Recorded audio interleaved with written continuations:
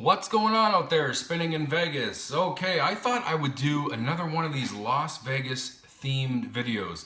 I haven't really done one of these in quite a while. I was kind of looking at my channel here, looking back, and I noticed that I haven't done one in a long time. So I tried to throw around some ideas and decided, well, as you can see from the title, 10 reasons why everybody should visit Las Vegas at least once in their life. Now, a lot of people that I speak with, locally, and when I travel to other locations, I mention Vegas, and I'm surprised by the responses that I get from people on why they don't want to go to Vegas. And the one that I hear the most is, I don't like gambling, and I kind of cringe a little and I die a little inside when I hear that. Vegas is not just about gambling. There's a lot of other reasons to visit Las Vegas, and we are going to give you some reasons in this video. So I guess we'll just start off right away with number one. In Las Vegas, you're going to find the best and the cheapest hotels in the world. And that's true. You can find properties that are going to run you $40,000 a night all the way down to $19.99 a night. I've even seen some as low as $10 a night on promotions. Now, I'm a member on different Las Vegas websites, and I keep track of deals that happen to show up, and I send them and I forward them off to people who I've met on the channel and also friends of mine as well. And when I'm talking about the best hotels in Vegas, I'm talking about hotels like the Cosmopolitan, Aria, Vidara, Encore. These are just monstrous properties, and the rooms are just so amazing and elegant and trendy, and they can cost you a fortune if you're not going to be getting those nights comped. Now, for somebody like me, I get all my nights comped, including the 2-week stay that I'll be spending there in 2 weeks from now. Rooms at the Cosmo, the Bellagio, the D, and Encore. I'm not paying a dime in hotel fees. However, if you're not a player, if you're going to book a room at the Cosmo, depending on when it is, it'll be anywhere from $199 a night to $800 a night for that same room. Again, a very elegant hotel. These hotels are grand. They have so much to offer on site, and you get what you pay for. Now, there's other hotels in Las Vegas, such as the El Cortez, which you can get a room for $19.99. Now, this is going to be a lower end property. However, for somebody on a budget who's not going to be spending much time in the room or cares about all the elegance, do it. It's 20 bucks a night. You can spend 5 nights for $100. No resort fees at the El Cortez as well, so keep that in mind. A lot of these strip properties are going to add on a resort fee during checkout, so you have to be very careful with that. Make sure that you put that resort fee in your budget before you visit Vegas. But properties like the El Cortez are not going to have a resort fee. I've even seen properties like Flamingo, Bellagio, Mirage come down to, well, actually the Flamingo's got a promo right now for $29.99 a night, and that's pretty good because the Flamingo is undergoing a multi-million-dollar restoration of their rooms. So maybe that's why there's a promo. There's going to be a lot of noise going on, a lot of inconveniences for some of the guests. Hey, let's offer $20 a night a room, which is going to compete with El Cortez. However, with the Flamingo, you have a beautiful, beautiful location. You're right in the heart of the strip, so you can't beat that for 20 bucks. So even if you don't play, you can spend a night in Vegas for $20. You can't beat that, okay? And I've even seen other hotels such as Bellagio, Mirage for right around $49.99 a night during promotional times. So very cheap, and you're getting a great place, great location. You're not going to find these deals anywhere else in the world. So that's number one. Number two, you're going to find a variety of different cultures in Las Vegas. It's unbelievably rich in culture. Now, one thing that I noticed whenever I was there is just the people. So I come from a very small town in New Brunswick, Canada. It's heavily majority Caucasian people, all right? And I like different cultures. I'll be honest. I like exploring, I like traveling, and I love meeting new people. When you're in Vegas, the first thing that you're going to see is just way more culture than what I'm used to. And you're going to find people from all over the world. And you know what? I talk to them. I talk to people from Mexico, people from Europe, people from Asia. I've talked to people from Australia. I talked to a Russian when I was in Las Vegas during my last trip. And I mean, it was just so great to find out why these people were coming to Las Vegas. Just like they were interested in why I was coming to Las Vegas, me being a Canadian. And, you know, we all had different reasons, but it was nice to learn about them, their cultures, and, you know, because I'm not scared to ask questions, you know, like I talk about their weather, you know, their economics, their country, and, you know, it makes for a great conversation. But aside from the people that are going to be there, certain hotels, properties are going to offer events and attractions that celebrate this culture. The Bellagio, for example, at the conservatory, they have that conservatory themed differently all the time. And what you'll notice is, for example, the Chinese New Year. The last one was Japanese themed. So, I mean, you can go there, celebrate these other cultures, and then there's also shows that you can find in Las Vegas that celebrate other cultures as well. A lot of Cirque shows do this. And of course, any other shows as well. You just got to do a little bit of homework on that. So yeah, lots to experience there in Las Vegas with cultures. Even some restaurants are going to be different cultured theme restaurants that you can enjoy as well. Chinese, Japanese, Asian, like all sorts of different restaurants, and lots of different ways to experience different cultures. So another great reason to try Las Vegas. And that brings me to my next point, which is the world's finest dining. So in Las Vegas, a lot of these restaurants, a lot of these hotels, casinos, pride themselves on their 5-star dining.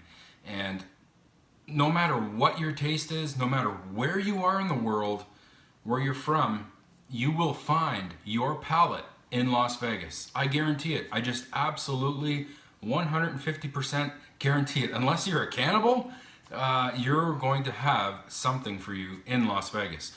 Whether you like Japanese food, head on over to Raku. That is one of the best Japanese restaurants in Las Vegas. We got the Wei Ling at the Wynn for your Chinese food taste. We have Andiamo's Italian Restaurant and Steakhouse for all you Italian fans. And if you just want good old American food, Joe's Seafood and Stone Crab is probably one of the best, if not the best, restaurant in Las Vegas. If you're big on Mexican food, Tacos El Gordo. Now, this place is known as having the best tacos in Las Vegas and best Mexican food as well. If you go to Tacos El Gordo, chances are you're going to see a line outside the door. Now, it was recommended to us on like 3 or 4 different occasions. We tried to visit Tacos El Gordo during our last trip. The line was so long, the guy came outside and said, "You're looking at an hour and 20-minute wait before you even get to the counter." We said, yeah, probably not for us. So Tacos El Gordo there is going to be one of the best locations for Mexican food, or if you're just a fan of tacos to begin with. I do happen to like tacos, and I'm very sad that we missed the window there on getting to eat there. Now, you want pizza, you're a pizza fan, you get the best pizza at the Cosmopolitan at Hidden Pizza on the 3rd floor. Guys, I can recommend this. I did eat there many times, and it's just the absolute best, okay? If you're like a breakfast type of person, want to get up and try something new, Hash House A Go-Go has a great, fantastic pancake and breakfast menu. And then you got other restaurants there like Pepper Mill as well, which was highly recommended by many people on my channel. So guys, I didn't even scrape the surface. There is 1,000 restaurants in Las Vegas, and you could just spend your time at one property, for example, the Cosmopolitan, and you will get cultures from all over the world in restaurants, okay? So you'll have tastes from all over our globe in that one property. And every property on the Strip is going to say the same thing. They have everybody's taste. Just the buffets alone, like the Wicked Spoon buffet at the Cosmopolitan, has tastes from all over the planet, okay? Like I said, unless you're a cannibal, you will find your palate there. So number 4, the world's finest shows. Now this, Las Vegas is just the best for shows, okay? No other place in the world can touch it.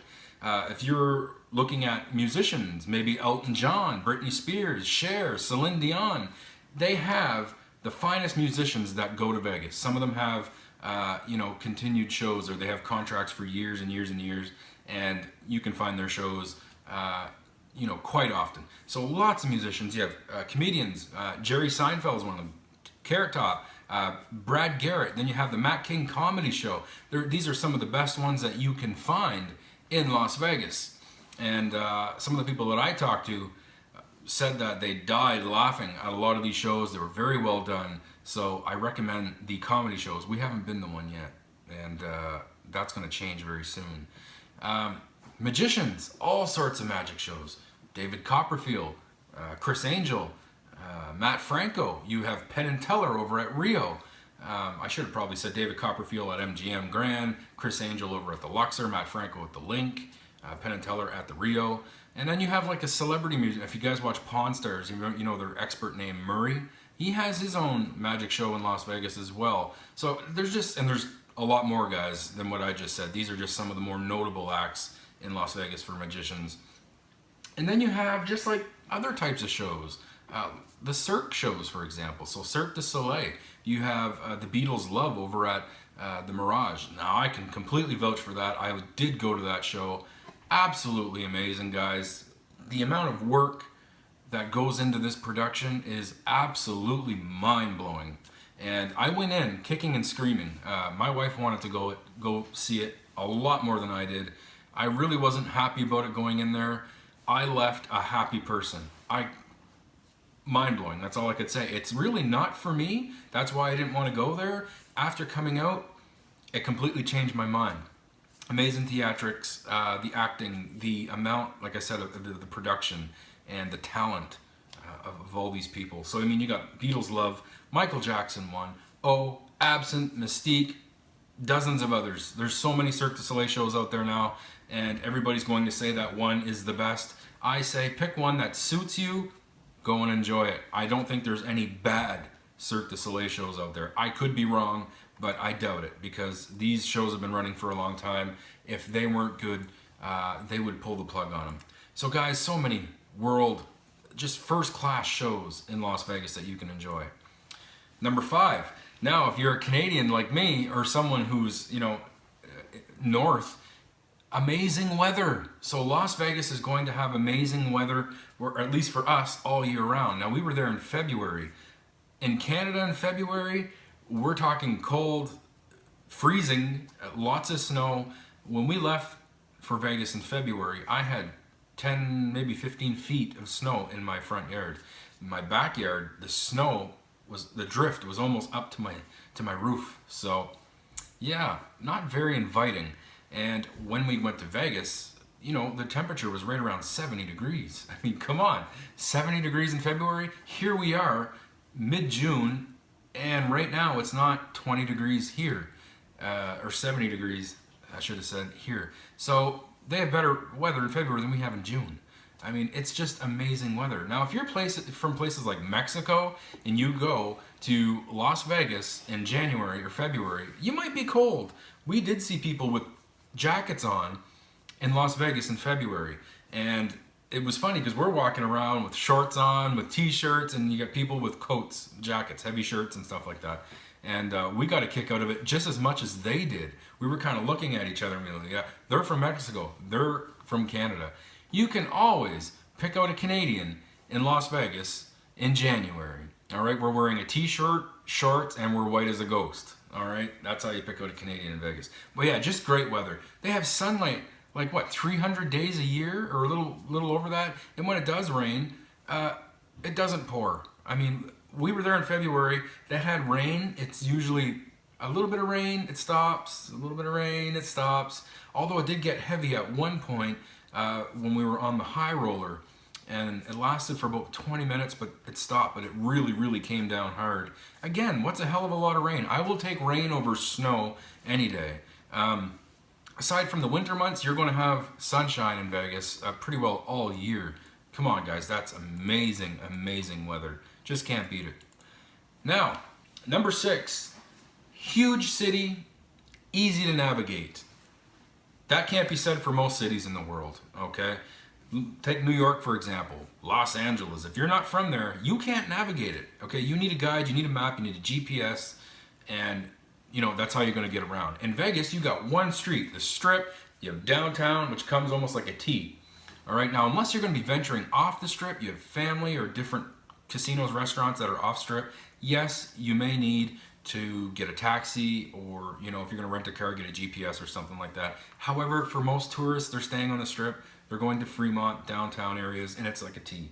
You can't get lost, it's a straight fucking line. So, I mean, very easy to navigate. They have so many hotels crammed in such a small area that you're a stone throw from the next casino and hotel or restaurant. You can't get lost. You can't get stuck and say, where am I going to eat? I'm thirsty. Where am I going to go to get something to drink? I need the bathroom. I want to gamble. I need to sleep. I need a hotel. You're never stuck. You're right there. It's just so completely easy to navigate. And I'm experienced enough to know that when somebody says, where is this hotel? Where is this casino? I can easily point them in the direction, well, north or south, right? I mean, that's how easy it is, unless they're talking about a Fremont property, which is just as easy to give directions to. But I know where every hotel is now, pinpoint location on the Strip, and it's just so very easy to navigate. Now, if you don't know where all these properties are, no worry, you've got, there's lots of taxis, although I wouldn't recommend them. Cheaper services like Uber and Lyft, they do exist and will save you a few bucks. But you also got 2 different bus systems with the Deuce, and there's another bus system there as well. You get the monorail. There's another shuttle. They go all over the Strip, and I mean, you just cannot get lost in Las Vegas. So it's very big city, easy to navigate, and that's number 6. Like I said, as opposed to somewhere like New York where you really could get lost, Los Angeles, any big city, it's going to be difficult to navigate if you haven't been there before. So number 7, attractions. Now, like I said at the beginning of this video, a lot of people said, I don't go to Vegas because I don't gamble. That's such an ignorant answer or reason to not visit Las Vegas. Whether you want to drive exotic cars, and yes, I mean exotic, you want to jump into a Lamborghini, you want to drive a McLaren F1, you want to drive a Ferrari, you can drive them. You could either rent them, or you can go to like a racetrack and drive one around the racetrack for 10, 15 minutes or whatnot. They do offer that. Maybe you're the type of guy that wants to just get behind an AK-47 and shoot the shit out of stuff. Hey, they got lots of gun ranges there, all sorts of different varieties of rifles that you can fire, and you could do stuff like that as well. If you're a thrill ride type of person, so if you like getting on different thrill rides and stuff like that, lots of that stuff in Vegas. I mean, look at the Stratosphere. You have a drop tower at the top of the Stratosphere. They have the X-Scream, which is kind of like a teeter-totter type ride. It goes over the side of the Stratosphere. They have the little swinger that goes off the side of the Stratosphere. Or you want to jump off the fucking Stratosphere, go ahead and do that, because they do have that as well. $125, you jump off the Stratosphere tower, land at a pad down below. Not for me, guys. New York roller coaster, the High Roller. I mean, there's lots of stuff to do there in terms of thrill rides. And not just dry rides, there's 2 water parks in Las Vegas as well. One of them being the Wet n Wild water park, and there's another one, Cowabunga Bay. So those 2 water parks as well. And guys, you're a 4-hour drive from California, where there's dozens of theme parks in California. Six Flags, there's tons of them.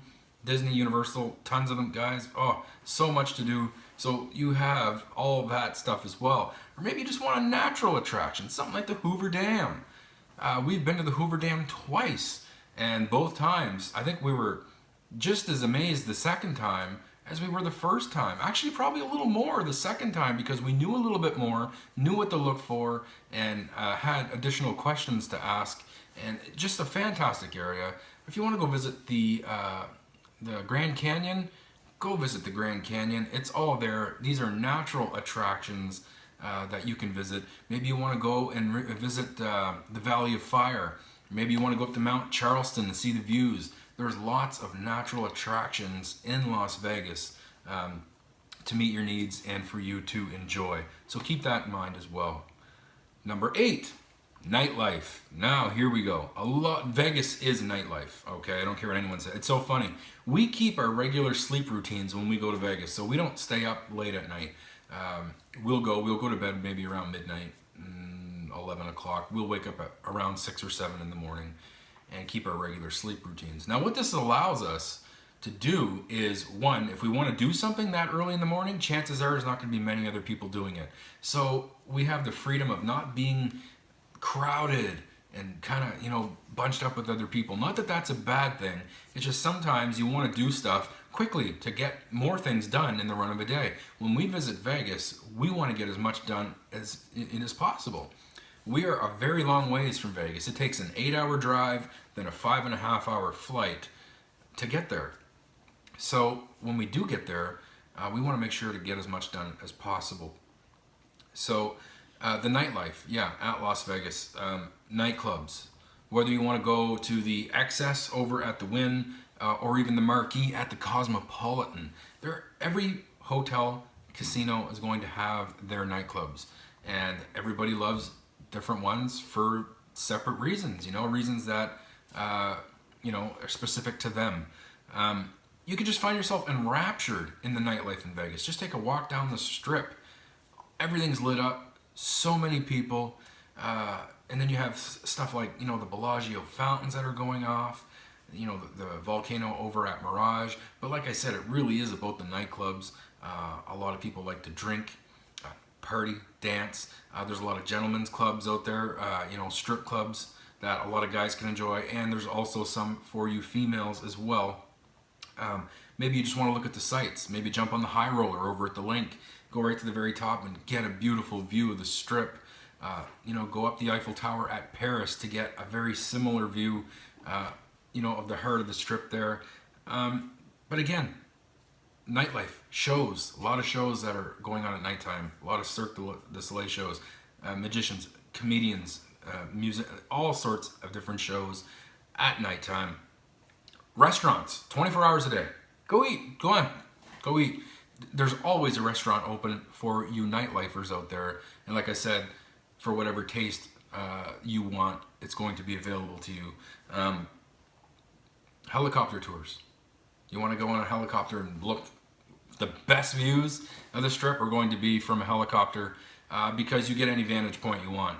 This helicopter will take you all around and you could just see everything and nothing is left out. It's one thing to say, I got the best view, from the 69th floor of the Cosmopolitan, and then a helicopter rides overhead and says, no you don't.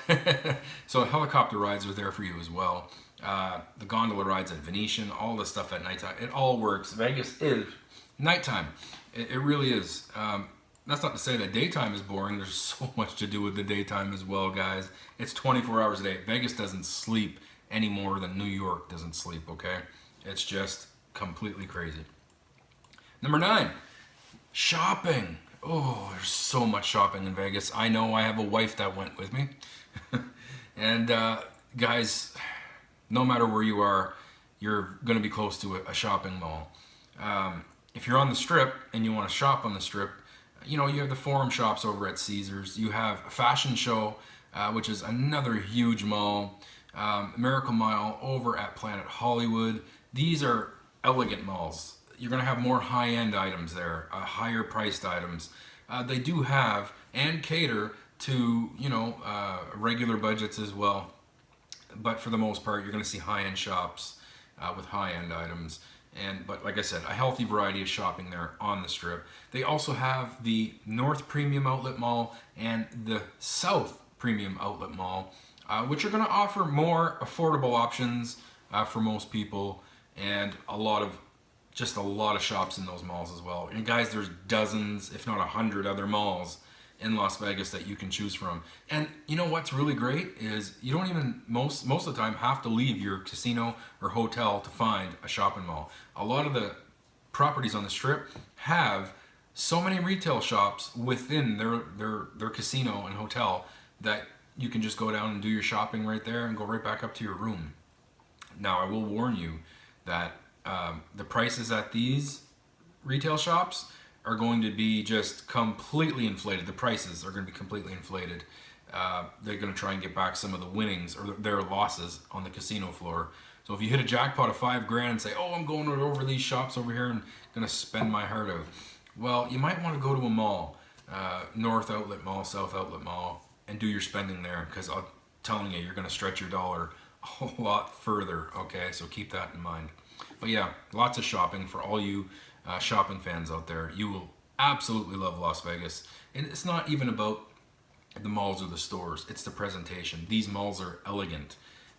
Walking through the forum shops over at Caesars, you might just happen to stumble on the Fate of Atlantis show, where it's this completely animatronic show, and you just find yourself enraptured in this show for the entire duration. The ceiling of these malls are meant to look like you're outside, at least at the forum shops and Miracle Mile. And it's the fountains, the elegance, guys, it's like you're on a different planet. So it's not just the shops themselves, it's the atmosphere, it's the experience, okay? So not only do you get just an absolute abundance of shops, you get to live a different shopping experience. So yeah, that's number 9. And number 10, guys, of course, is the gambling. I wish I could tell you how many casinos are in Las Vegas. I'm sure there's a number out there. I don't know what it is. I'm going to say there's probably about 150 casinos, maybe. Maybe I'm wrong. Could be more. Could be less. I wish I could tell you the amount of slot machines. There's gambling everywhere. You have gambling as soon as you land at the airport. So the airport is going to be bigger than most local casinos. I think there's 2,200 slot machines at the airport. Okay, that's just astronomical. You get in your taxi, you go to your hotel, there's going to be slot machines there. Me and my wife were at the Madame Tussauds Wax Museum. There was a slot machine right in the middle of the Madame Tussauds Wax Museum. You will find them in grocery stores. You will find them in convenience stores, gas stations. They're everywhere. This is Las Vegas. Gambling is what built this city, all right? Gambling and prostitution is exactly why people started to go to Las Vegas to begin with. And, you know, these hotels are going up at an alarming rate, or at least they have kind of slowed down. I think the newest casino there is the Lucky Dragon up by Stratosphere area. We should be seeing Resorts World opening up very shortly in the coming years. But yes, gambling is Las Vegas. No matter where you are a stone's throw from a slot machine or a table game.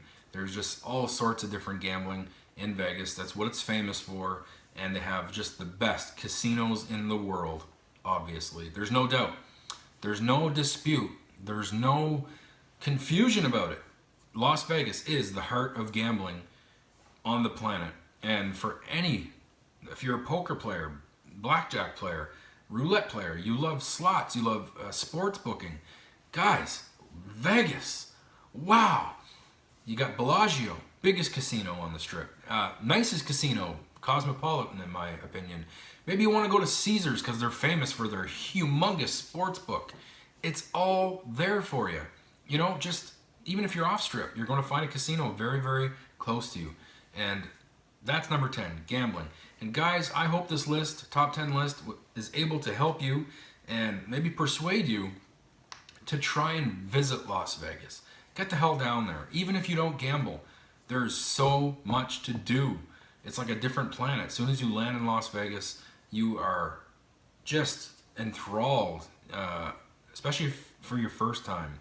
When you first get to Vegas and experience it for the first time, you might be a little overwhelmed at first because there's so much going on. Properties are so big. To look at pictures or go on Google Maps or Google Earth and look, doesn't give you an idea of scale.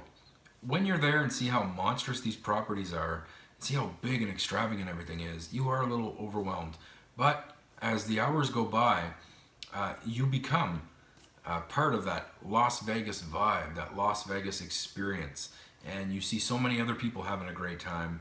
And you know, it doesn't take long before you realize that, hey, I should have been here a hell of a lot sooner. So guys, that's it. Top 10 lists on why everybody should go to Las Vegas at least once in their lifetime. And I hope you enjoyed this video. I will try to do more Las Vegas themed videos in the future, and more slot live plays coming up on the channel. Our next trip to Vegas is coming up in just under 2 weeks. Our journey will begin, and we are looking forward to that. And have a great day, guys. Smile, and I will see you in the next movie. And hopefully I see you in Las Vegas too. Get your ass down there. You're not going to regret it. I'm telling you, that's the way it goes.